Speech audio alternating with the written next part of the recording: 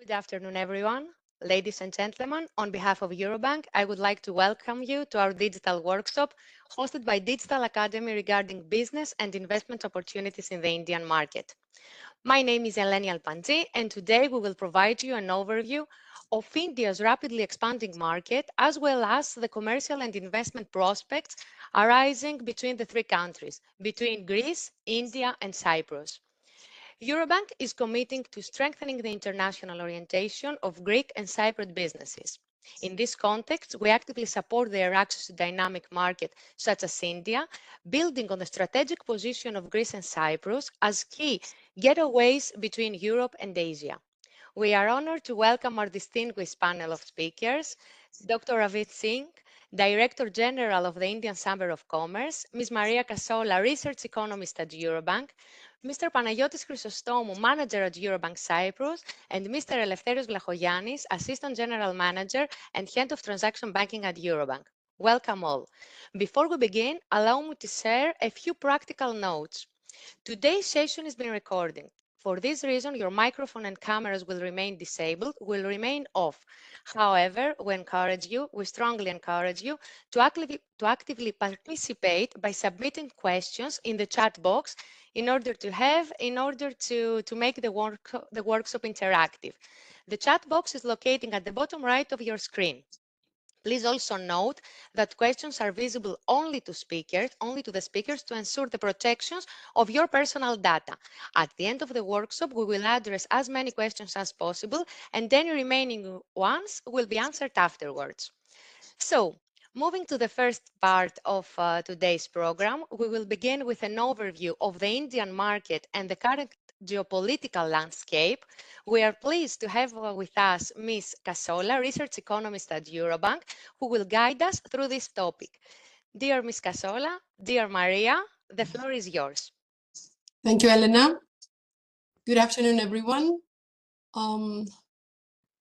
We are having this session today as I am providing you a broad overview of the Indian economy and the geopolitical environment, as Elena stressed out previously. This is happening at a moment where we are approaching to the new year 2026. Allow me here to share my presentation with you today. As we said, we are here to provide an overview of the Indian economy and the global geopolitical environment as we approach 2026. So, starting with slide number 2, we can see that both geopolitical risk and trade policy uncertainty remain persistent.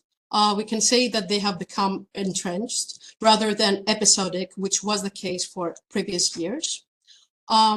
Markets may act like they have sort of digested or absorbed part of this noise, but we should always have in mind that an absurd or sudden incident is always a key downside risk for the macro environment. So, within this environment, if we wish to tabulate top 3 of risks that affect the global landscape currently, we would start with a strait-based armed conflict. And I think that everyone's mind goes to Russia-Ukraine war and the fragile truce in the Middle East. The geoeconomic confrontation in the sense that sanctions and tariffs are recently deployed as tools of doing trade policy. And I think we would also place a third fact that would be the geopolitical fragmentation in the sense that the global supply chains are transitioning along the lines of geopolitical relationships rather than in terms of economic efficiency. As you can see in this graph, I think that the World Economic Forum in the Global Risks Report for 2025 has intuitively shown this in these 2 graphs. And with these 2 aspects in mind, I think we may now proceed to slide number 4, where we can see that despite the adversities that we just outlined, the global economy managed in 2025 to remain resilient. We see in the first graph that for 25 we probably will see a global headline growth of 3.2, which is more or less, rather than less, continue up to 2027. And we also see that the differential between advanced and emerging economies is holding firm within the last, let's say, 3 years, and is expected to do so in the next 2. What is worth here mentioning is that the contribution of the emerging Asian leg in global growth is getting polarized in contributing more than half of global growth. When we say the Asian leg of emerging economies, practically, we look to India and China, and then to the ASEAN group of countries. So we just stressed out the levels of global growth. We explained where does geographically come from. And now I think that we should also see and point out what underpinned global growth in the year which is about to conclude. So basically, in the first graph of slide 5, we will see that the global economy is experiencing a disinflation period since early 23, and that has allowed major central banks in developed and developing economies to provide the economy with more accommodative monetary policies. Specifically, that would be with key policy interest rate risks that, in brief, supply the economy with easier financial conditions. It is not only easier financial conditions that assisted the resilience of the economy, it is also targeted fiscal policies that supported real income and investment decisions. And last but not least, it was the normalization of global supply chains following the huge shock of the pandemic, but also other more idiosyncratic risks, such as the Houthi attacks in the Red Sea. So we move on to slide 6. And within the context that we just described, which is filled with uncertainty, but with resilience, but also with resilience for the global economy, we pass on to India's economy. Where is India? Where is the Indian economy stands in this context? It is not an exaggeration to say that in this moment, the Indian economy is experiencing a Goldilocks moment. What does that practically mean? We're dealing with an economy, apart from its scale and size, where it is posting robust GDP growth. And of course, at the same time, it experiences extremely benign inflationary conditions. We can see in graph 1 that we have the lion's share of the contribution in real GDP growth for India coming from consumption, but at the same time, we can see that also investments and exports contribute a sizable part. At the same time, we see low inflation that has assisted the central bank, the Reserve Bank of India, to cut sizably interest rate, and as such, assist the economy to succeed such high growth rates. We mentioned in the previous slide that we have consumption, we have investments, and we also have the net exports component contributing sizably to growth. So here we're witnessing a rather fruitful moment for the global trade aspect angle that India has in the global trade growth landscape. What we see here is we see global trade volumes increasing from January 24 onwards. And we also see that India's contribution to global trade growth is increasing, and we have a very flurry moment in the second quarter of 2025.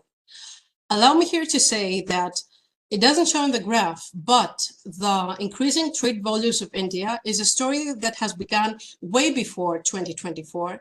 And I think that the starting point goes back to 1991, where the Great Liberation era for India began. And that was the flourishing and the kickoff moment for India opening with the rest of the world in terms of trade. We now continue with the next slide, where one can say that the global trade story of India could have been even rosier than it is if it hadn't been for the recent U.S. Trade tariffs. We see in graph 1 that the U.S. is a pivotal destination for Indian exports. And at the same time, in the next graph, we also see that these exports are carrying a rather heavy effective rate at the range of 30%. Of course, that is a backdrop moment. That is a hard moment for the Indian economy. But before we assess how hard this moment is, what the magnitude of the backdrop is, I think we should have two things in mind. The first is that such high levels of effective tariff rates, they also have a geostrategic layer, which means that the US is not only making difficult, it is making more difficult for India to get its goods and services to the US with such a rate. It also has a geostrategic component in the sense that it wishes to draw a line between India and Russia, as the US thinks and sees that there is a growing relationship there in the sphere of the international relations. So India, of course, is aware of this and has shown so far a pragmatic stance in how it has reacted to these tariffs. What I mean by this, I mean that it has already shown, based on very recent data that go back to September 2025, that it has the capacity, if needed, to partially substitute US as a destination to its exports. So with these two things we just said, taking into account, I think that it will come to no surprise that following the negotiations that are currently taking place, in the near-term future, we could witness a lower effective rate. In any case, such a sudden shock, such as the high effective rate the US imposed in India, I think that there is a lesson for everyone here, and especially for policymakers.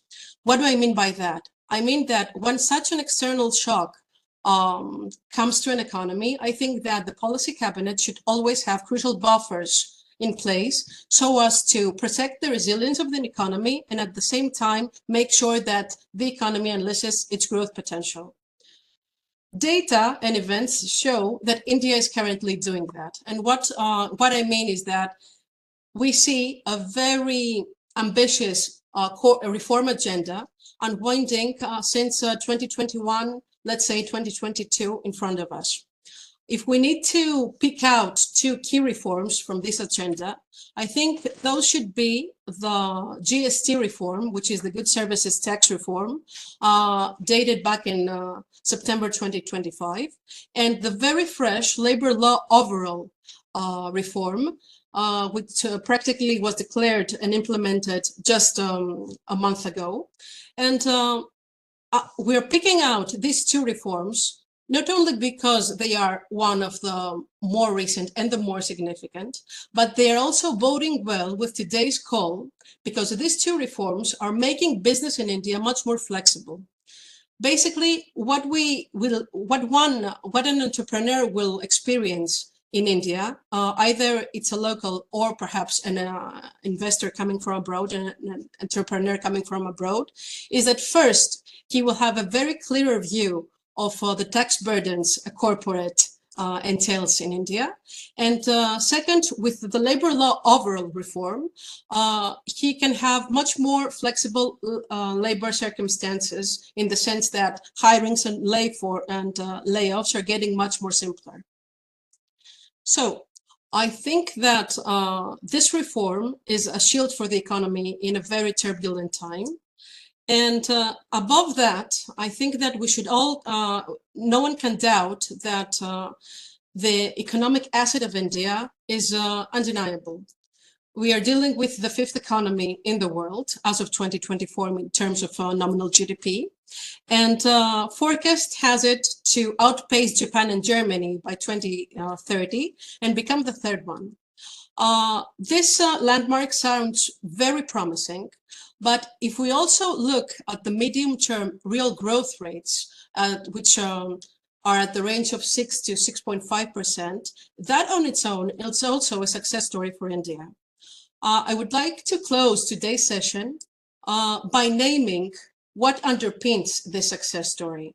And I think that if we could name three fundamentals, three interplays, that would be the demographic advantage India is having. We're dealing with a country with a population of 1.5 billion, which is expected to increase to 1.7 billion by 2060. And within this huge population, we also have a growing middle class, which improves its living standards, has a propensity to consume more and in a more expensive and qualitative way. Last but not least, I think that the reform agenda anchors and sort of guarantees the success and the midterm growth of India in the long-term future. I think at that point, we should highlight and make a special note on the Viksit Bharat vision. This is a strategic bid by Prime Minister Narendra Modi. And basically, it is the reform corridor that aims to put India in the status of a developed economy from a developing that is today up to the next 2 decades. I think that would be all from my end. I'd be happy to answer to questions you may have. And thank you all for your attention and for listening. Thank you very much. Thank you very much, Ms. Kasolia, for your insightful presentation. So, to sum up, based on your insights and your analysis, could you briefly outline the key takeaways for business interested in the Indian market in a few words? Yes, of course. Yes, of course. If we need to keep three things, let's say, three elements from today's discussion, I think that would be that, yes, we are in weathers of geopolitical uncertainty, but the global economy has shown resilience and is forecast to continue doing so. And within this context, we have the Indian economy that overperforms the global economy and has paved the way for continuing to do so, not only for the next 1 or 2 or 3 years, but it has a reform corridor that sort of ring fences the progress for, let's say, the next 20 years. Perfect. Thank you so much. Thank you. Thank you so much. So we are now moving to the second part of the workshop. I would like to warmly welcome our speakers, Dr. Asif Singh, as mentioned earlier, Director General of the Indian Chamber of Commerce, Mr. Panagiotis Chrysostomou, Manager at Eurobank Cyprus, and Mr. Eleftherios Vlachogiannis, Assistant General Manager and Head of Transaction Banking at Eurobank. During this session, we will explore insights from the Indian Chamber of Commerce, present the India-Greece-Cyprus Business and Investment Council, and introduce ExportGate.India, a platform that bridges trade between India, Greece, and Cyprus. So we will begin with our speakers, Mr. Vlachogiannis and Mr. Chrysostomou. The next question is addressed to both of you. Could you please share with us some insights into your current role and your key responsibilities within your organization? Thank you very much. Mr. Vlachogiannis, may we start with you? Yes, of course. Thank you, Elena. And I would like also to extend a warm welcome to all of you, the businesses that are here with us. First of all, a short introduction. As Elena said, I'm Eleftherios Vlachogiannis. At Eurobank, I have the responsibility of transaction banking, which I think is very relevant with exactly what we are discussing. Because within transaction banking, we also offer the services that help businesses like yourselves to grow their business abroad, businesses that they are extroverts, and services that is related with international trade, imports and exports. If I had the opportunity, if instead of this webinar we were at physical meeting, I would have asked you, what do you think we have in common? What Eurobank and you as businesses have in common? And my answer to that would be very simple, that we are both extroverts. We are both organizations and institutions are trying to expand our businesses beyond the country frontiers that we operate. And for us at Eurobank, this is not just a theoretical statement. It's a vision supported by a strategy. And as you can see on this slide, Eurobank operates in 4 jurisdictions. You can see that we have presence in Luxembourg and a branch in UK, where we support our private and wealth management businesses. And at the same time, we have a dominant presence apart from Greece in Bulgaria and Cyprus. These are very important for us. And I would like to pass now the floor to my good friend and colleague Panagiotis to let us know a little bit on our plans through our international business. Thank you very much, Lefteri. Good afternoon, everybody, and thank you for joining us in this webinar. I'm Panagiotis Chrysostomou, manager at the International Business Banking Division of Eurobank Limited in Cyprus, one of the main banking subsidiaries of the Eurobank Group, as Lefteris has just mentioned. Elena has asked about my responsibilities, so I have to say just a word about that. In addition to my broader responsibilities at the International Business Banking Division for offering banking and credit services to the international clientele of the bank here in Cyprus, I also have the responsibility for the establishment and the oversight of Eurobank Group's representative offices.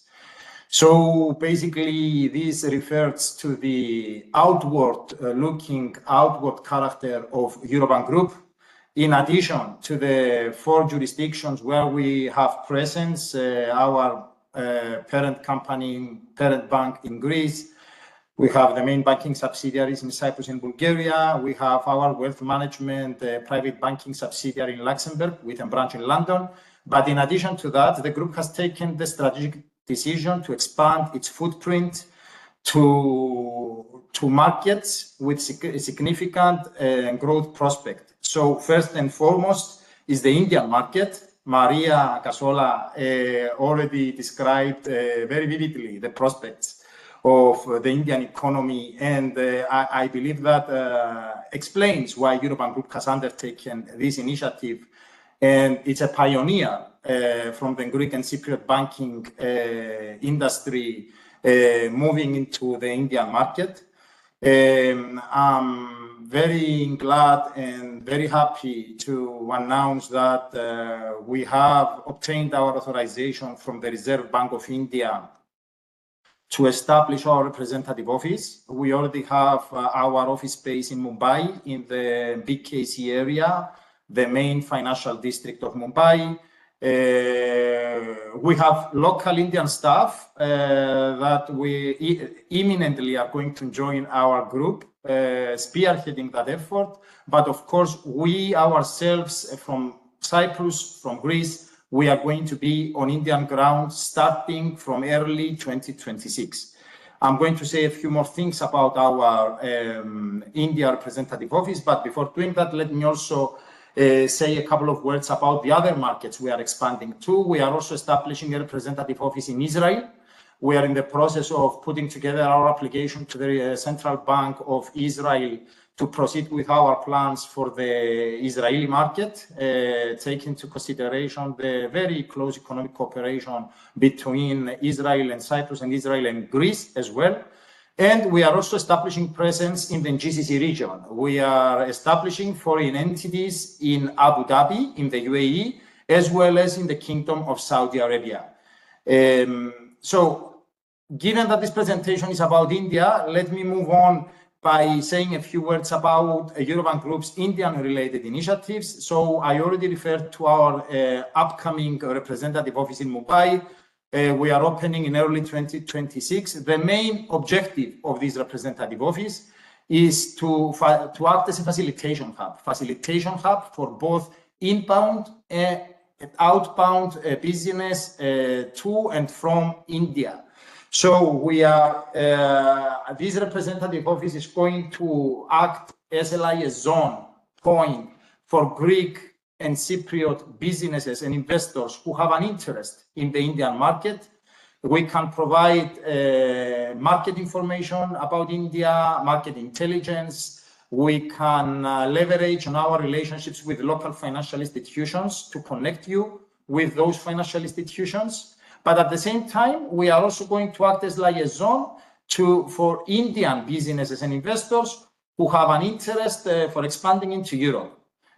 Both Greece and Cyprus offer significant benefits as jurisdictions for Indian companies that want to establish presence in the European Union to implement their expansion plans, both for the European Union as well as other Western geographies, such as the United States, for example. And I'm not talking about only tax benefits, it's a whole jurisdictional package that is being offered by each one of our countries. So this is going to be among our objectives through our representative office in Mumbai, India. Let me say a few more words about our other initiatives. We have been sponsoring some major international business forums taking place in India. We have established cooperation with the main chambers in India, the FICI, which is the Federation of Chambers of Commerce in India, the CII, the Confederation of Indian Industry, Bombay Chamber of Commerce and Industry, and last but not least, our close associates at the Indian Chamber of Commerce, ICC. We have sponsored some of those events, with the latest one being the Global Business Summit, organized by the Indian Chamber of Commerce, with the opportunity of celebrating their 100 years of establishment. So we were in Mumbai together with my friend and colleague Lefteris last September, and we experienced firsthand this vibrant economic community of India. In addition to that, Eurobank Greece and Eurobank Limited in Cyprus have signed an MOU with NPCI International, with the National Payments Corporation of India, to explore the possibility of establishing the UPI rails both in Greece and in Cyprus, referring predominantly to remittances from Greece and Cyprus to India. This is also going to be explored within the broader EU region, especially given the upcoming EU presidency that is going to be held by the Republic of Cyprus. And most importantly, I would like to refer to the Indian Greece Cyprus INGC Business and Investment Council. This is a great initiative that we have undertaken together with our close associates at the Indian Chamber of Commerce. We have Dr. Singh, the chairman of the INGC Council and the Director General of the Indian Chamber of Commerce with us. He will talk to us in a few minutes. But first, let me tell you a few words about the INGC Council, which it's a key initiative undertaken by Eurobank and ICC. We have signed a memorandum of understanding with ICC in September 2024, and we proceeded with the establishment of the IGC Council in cooperation with some other founding members, government-related organizations coming from the three countries, from India, Greece, and Cyprus. So in addition to the Indian Chamber of Commerce and the Eurobank Group, we had with us in this great initiative, the Hellenic Federation of Enterprises, SEV, Enterprise Greece, Export Credit Greece, the Athens Chamber of Commerce and Industry, EVA, the Cyprus India Business Association, which is an association under the auspices of the Cyprus Chamber of Commerce and Industry, as well as Invest Cyprus. And I'm also very glad to announce that Invest India is going to join us imminently in this initiative.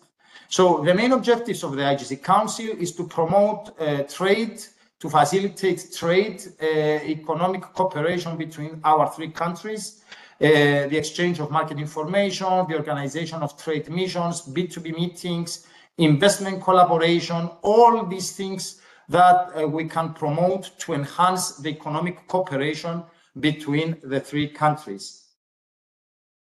We had our inauguration event last February 2025 at the Taj Mahal Palace in Mumbai, next to the Gateway of India. That great event was followed by two inauguration events that took place in May 2025 in Greece, in Athens, and in Cyprus. And on the sidelines of those events, we also had some other initiatives. In Cyprus, we had the inauguration of the AI Experience Center, which has been established by LTI Mindtree in Cyprus, one of the first Indian companies that have established presence in Cyprus, as well as the inauguration of the offices of Thomas Cook India in Cyprus. Thomas Cook has established presence in Cyprus to serve its European business out of its Cyprus registered entity. Some other success stories of Indian companies that have established presence in Cyprus. We can see here some Indian conglomerates as well that have chosen Cyprus as their base, as well as Indian companies that have established presence in Greece. Closing up, let me mention that in the context of the INGC Council, we have established 3 liaison desks in each of the 3 countries, where interested companies can refer to obtain additional information about the Indian market or about the Greek and Cypriot markets. The liaison desk in India has been undertaken by Indian Chamber of Commerce. Mr. Palash Adhikari, Deputy Director at the Indian Chamber of Commerce, has the main responsibility there. In Greece, we have Ms. Vaso Kirkou, Senior Manager at Enterprise Greece, who has the responsibility of running the liaison desk in Greece. And in Cyprus, the desk is run by Invest Cyprus. The Invest Cyprus CEO, Mr. Marios Stanoussis, and Senior Manager Giovanna Iuseli are our main contact persons there. And now I would like to pass the floor to my colleague Lefteris, who is going to tell you more details about ExportGate, a great initiative by Eurobank. Thank you, Panagiotis. Thank you so much. I would like, if we can go one slide back, I would like to say the following. This initiative, it's critical to understand that this initiative, which has a great opportunities, as Maria mentioned, can be a success with the support of all of you. So I think it's important to say here that what we've started requires your engagement and support, and that's why I wanted to focus on this slide. Because it's important what Panagiotis mentioned, and what we're trying to do is to be through this body, to be your eyes and ears in the Indian markets.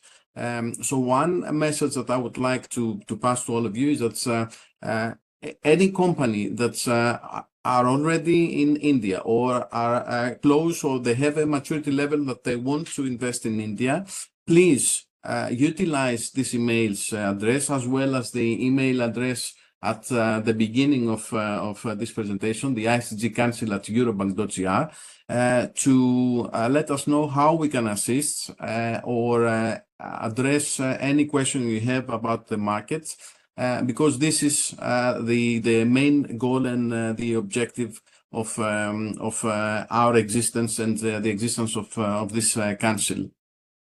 So the question now that I would like to answer is that as Eurobank, how we can assist you as Eurobank, and there are a number of ways to assist you, and I would say 5. The first, Panagiotis already mentioned. The first objective and the first goal that we have done is to create the infrastructure.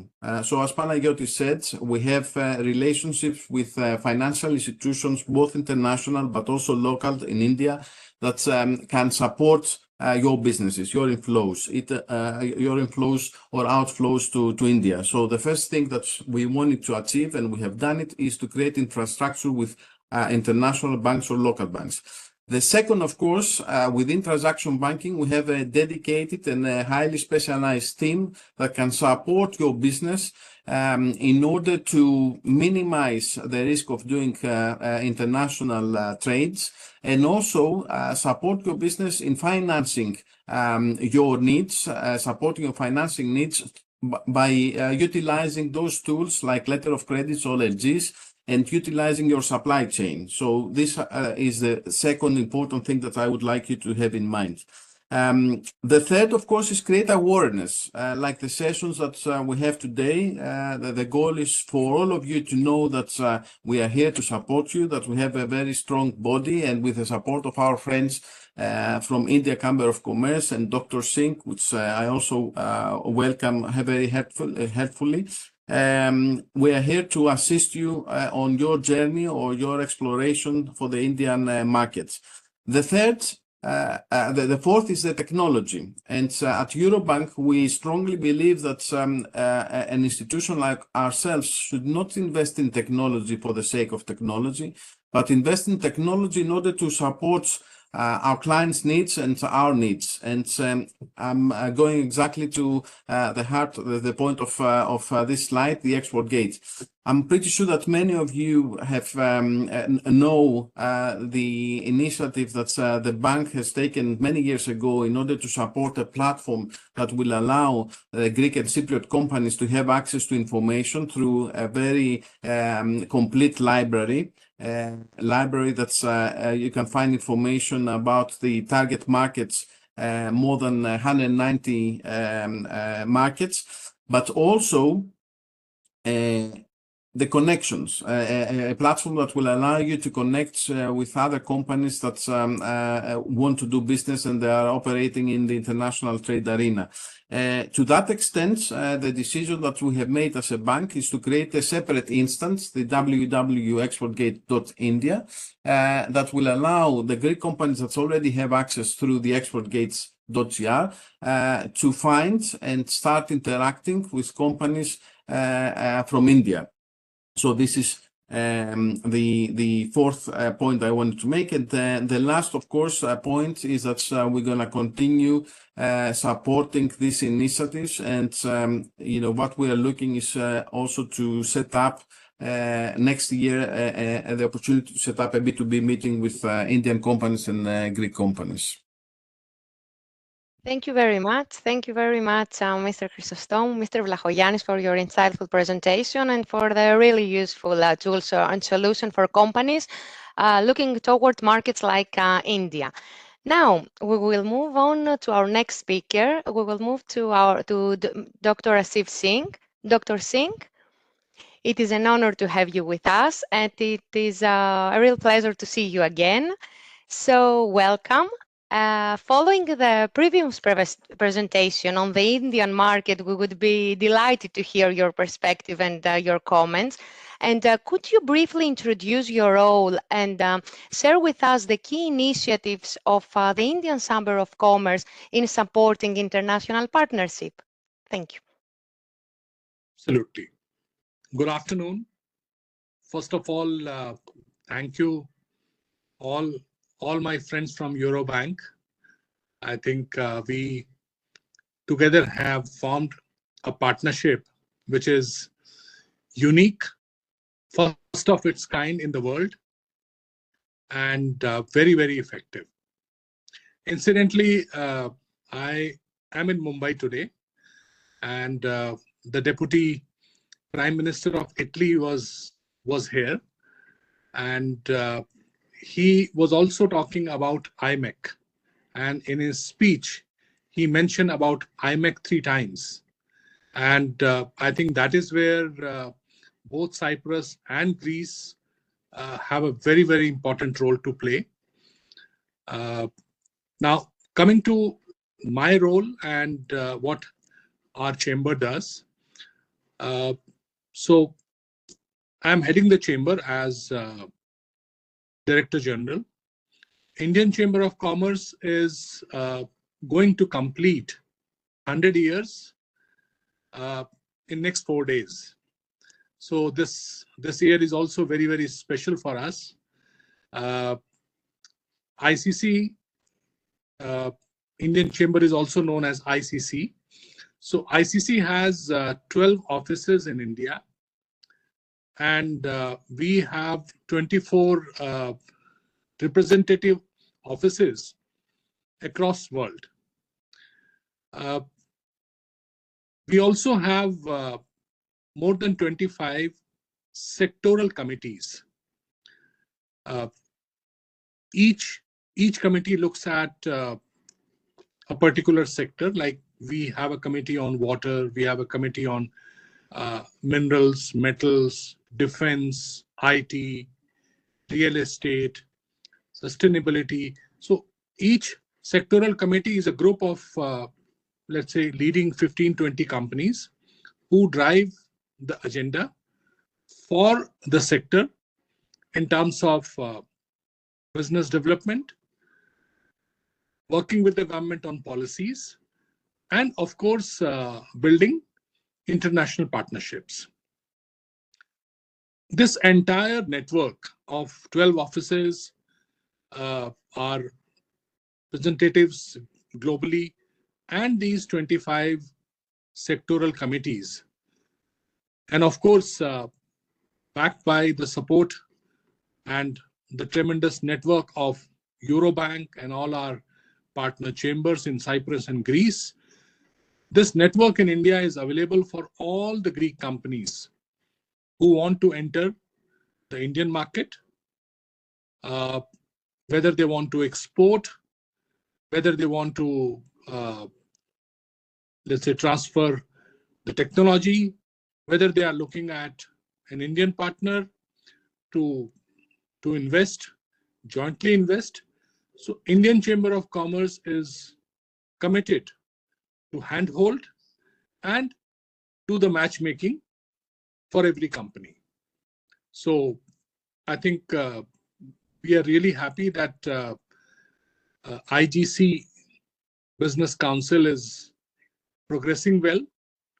And now what we need is the companies from all the three countries, and especially from Greece, to look at India as a prospective market. Here, I would also add that, like when I was attending this meeting with the Italian Deputy Prime Minister, he came with almost 30-40 companies. And a few months back, the Indian Minister of Commerce visited Italy. Actually, he went to different European countries, and he went with over 70, 80 companies. So the engagement is growing. India is also very actively working on India-EU Free Trade Agreement. India is also very actively looking at making this IMEC operational by collaborating with the European countries and also working with the Gulf countries. You just heard Ms. Maria Casola. I think she very aptly captured what's happening in India.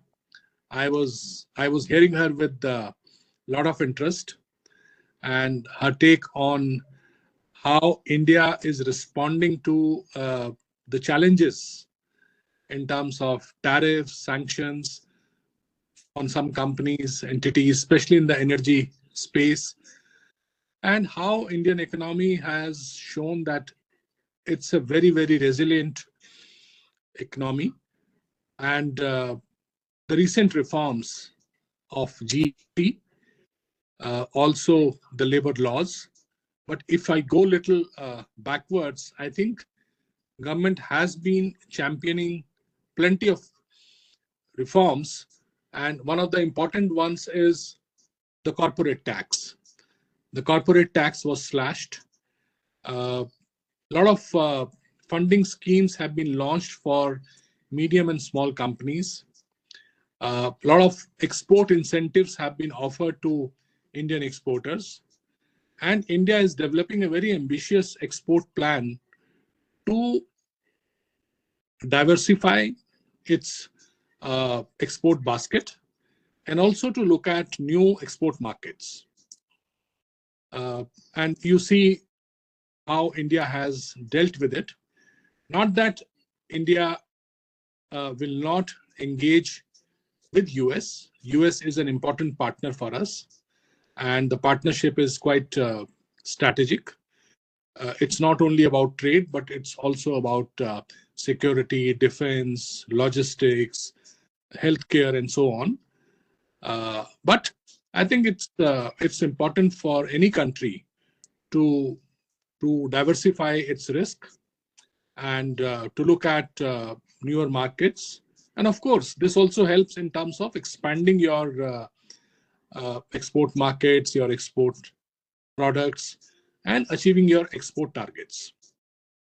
So what I can offer is that Yes. we at ICC, we are absolutely willing. Any Greek company wanting to have any basic knowledge about the market, about the taxation laws, about what conditions, what specific. So we have a panel of experts who work with us, some of the known large consulting companies.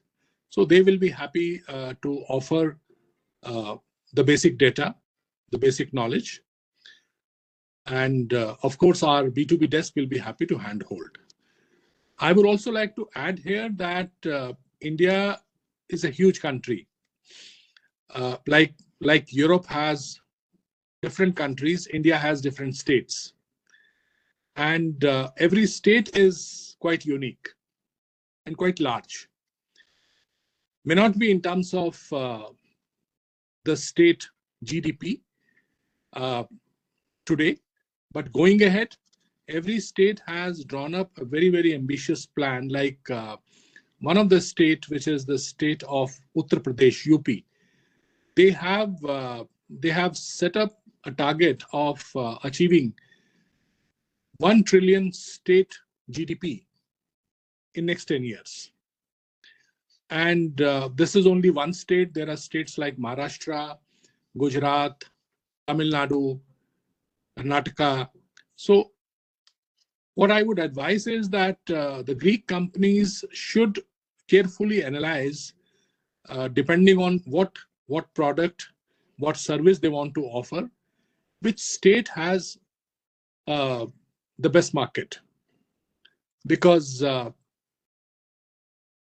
every state has its own USP, and you need to look at which state offers you the best ecosystem. If you need land, which is a good state. If you need incentives, which is a good state. If you want to look at, if let's say if it is a automobile company, then which state has a lot of ancillary units, a significant vendor base to work with you, and ICC will be happy to, in a way, handhold and give you the basic data about the states.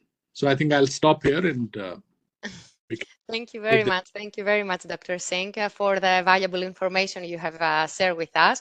We have already seen several questions coming in through the chat, which is excellent. So, as noted earlier, any questions we don't have to answer during this session will be addressed afterwards. So, we have a question from the audience for you, Dr. Singh. For a Yeah. local perspective, what are the key points Greek and Cypriot companies should pay attention to when aiming to do business in the Indian market? See, like the European market, in the Indian market also you need to take a long-term view. In India also things don't happen very quickly. So you need to take a long-term view and invest some time, effort, make some friends, visit, meet some people, understand, do your recce in terms of which location, which state, which sector, how's the market, and that probably you'll be able to do if you make some visits, meet some people, and maybe interact with chambers like us. Secondly, in some sectors, it's always better to, although it's not mandatory at all as per law, but maybe to start with, it's always good to work with a local partner. because a local partner will be able to take care of the burden of compliances.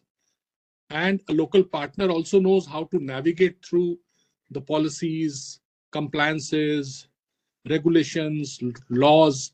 So it's advisable. But of course, if you are a large investor, companies with large resource base can also manage things on their own. That's what we have seen happening. Third thing, I would say that it's always good to be very clear in terms of how you want to enter. Maybe in our experience, what we have seen is that many companies start small and they enter the Indian market with a scalable model. They start small, and with the success, they increase their exposure step by step.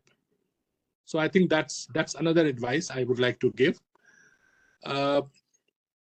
Earlier also, I had mentioned that India is not only New Delhi or Bombay.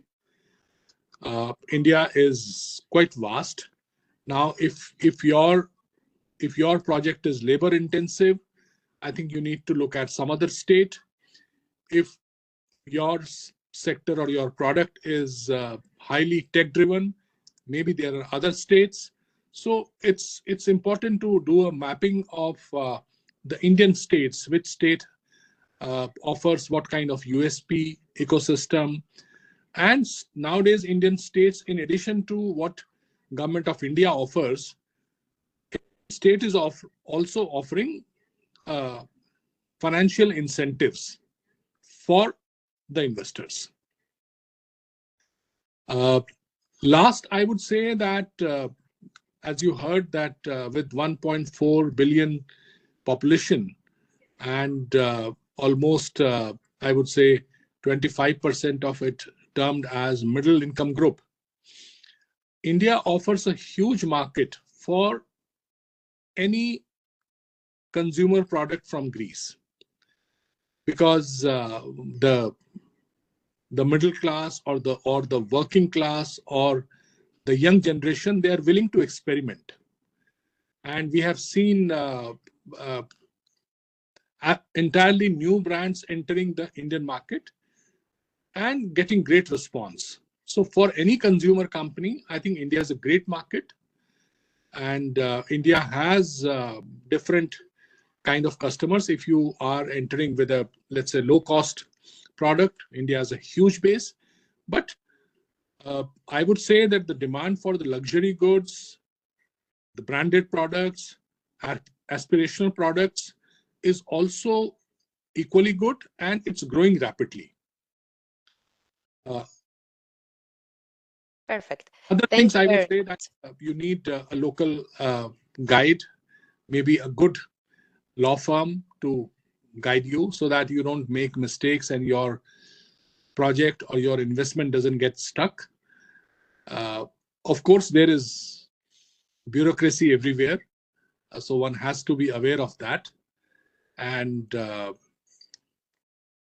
rest, it's a very, very generic thing to answer. But once we know what project, what product, I think we'll be able to share specific insights. Perfect. Thank you very much.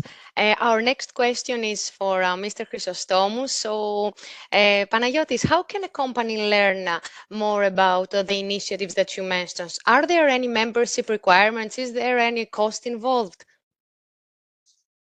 Thank you, Elena. Well, as regards to the IGC Council, there is no membership requirement as such. What we have been doing so far as founding members, as a council, we are maintaining a register of companies as well as individuals who have an interest into the Indian market. And our objective is to keep them informed for any initiatives we are going to be undertaking in relation to India. During my presentation, I shared with you the 3 liaison desks that we have established in the 3 countries. Indian Chamber of Commerce in India. The liaison desks, are run by the Indian Chamber of Commerce in India, by Enterprise Greece in Greece, and by Invest Cyprus in Cyprus. Those desks are not theoretical. They are very practical. We have specific people there to take your queries and respond to them in the best way possible. Dr. Singh has mentioned, the needs that companies may have. He has mentioned, that companies would need to know which state is famous for what, which state offers the most favorable environment for what industry. He referred to having local partners in India. He referred to local financial institutions. All this through our presence as Eurobank Group in India and through our collaboration with the Indian Chamber of Commerce, we believe that we will be able to help. We will be able to offer access into the Indian market through our associates, of course, on Indian ground. We have the rep office there. We have the INGC Council with the 3 desks that I have just mentioned. We have ExportGate providing information about specific industries. So I believe that we provide the whole suite of information that companies may need. So please reach out to us and we will be very happy to assist. Thank you. And our final question is for Mr. Vlachogiannis. Mr. Vlachogiannis, following Eurobank expansion into India, are there any additional target market where the bank is looking to expand? Could you share with us some key upcoming initiatives? Thank you. Yes, of course. I think the markets that we're looking to expand have been more or less covered from Panagiotis. So it's the Gulf countries, it's Israel, and of course strengthen our existing presence in the markets that we operate. So that's our strategy. But India is one of a focus area, and what I would like to say, 2 or 3 things that I would like to mention is the following. In an environment, in a business environment like the one that we operate, which is, we all agree that it's fluid, I believe that it's important to have 2 lenses. One is the zoom out lens and the other is the zoom in lens. I believe that with what we've discussed today, with the help of Maria, but also with the help of Dr. Singh, we can offer those. We can offer both. We can zoom out and see what's the macro perspective of India as a market, but we can also zoom in with specific offerings, services, banking products, but also what we call beyond banking services like the awareness and the tools like ExportGate for the connections. So I think that's a very important point that I would like all of you to take into consideration. We are at the start of our journey. As I said, we need your collaboration, we need your interaction. And to your question, Elena, we're going to continue create sessions of awareness. We're going to approach all the companies that have expressed interest for the Indian markets to deep dive on their needs and see how we can support them. We're going to continue to build our infrastructure with relationships with Indian companies, but also with Indian banking institutions. So we set the rails for doing business, and we are very pleased that we see a number of Greek companies already participating and investing in India or interacting with India, both in their role as imports or exports. And we've seen also the infrastructure that allows traveling. I'm pretty sure that the majority of you have heard that GN has a cooperation with Indigo in order to support from 2026 direct flights both in Mumbai and New Delhi, which I believe it's detrimental, to support the business flows as well. Thank you very much, Mr. Lachoyanis. So as we come to the end of our workshop, once again, thank you very much for your participation today. We would like to extend our sincere thanks to our distinguished speakers for sharing their valuable insights and expertise with us today. Before we close, we will share a brief evaluation form in the chat. We would greatly appreciate if you could take a few minutes to provide your feedback, as it helps us to improve future workshops. We truly appreciate all attendees for your active engagement and, of course, your questions. We look forward to welcome you to our upcoming sessions. Have a wonderful afternoon. Likewise, Thank you. thank you. Thank you. Also thank our moderator, Elena, for moderating it so well. Thank you. Thank you very much.